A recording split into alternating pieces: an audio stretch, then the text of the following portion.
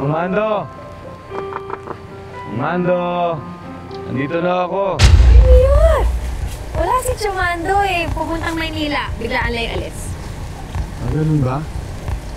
Sige, babalik na lang ako sa ibang araw. Pakisabi na lang, ha? Uy, sandali lang. Ako na lang ilutin mo. Total, matagal ko na namang hinihintay na magpagilag sa'yo. Ano ba kinakatakot mo? Ano, na hindi ko magustuhan yung mga post mo? Kaya, Carla.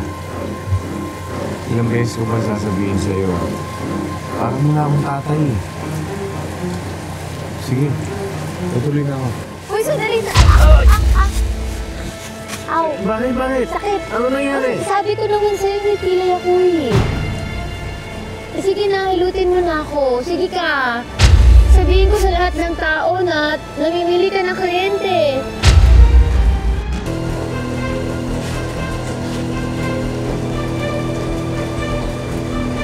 Ano ba? Hihilutin mo ba ako? Titignan mo lang yung hita ko.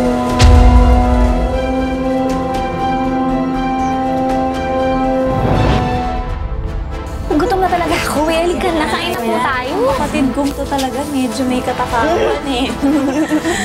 Si tatay pala, Nay, bumalik na ba? Ano? Ito ba? Kaso ka.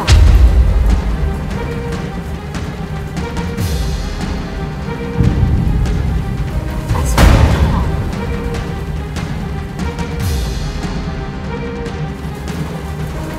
Alam mo ba kung anong gusto ko sa lalaki, ha? At hindi niya alam na gwapo siya. Parang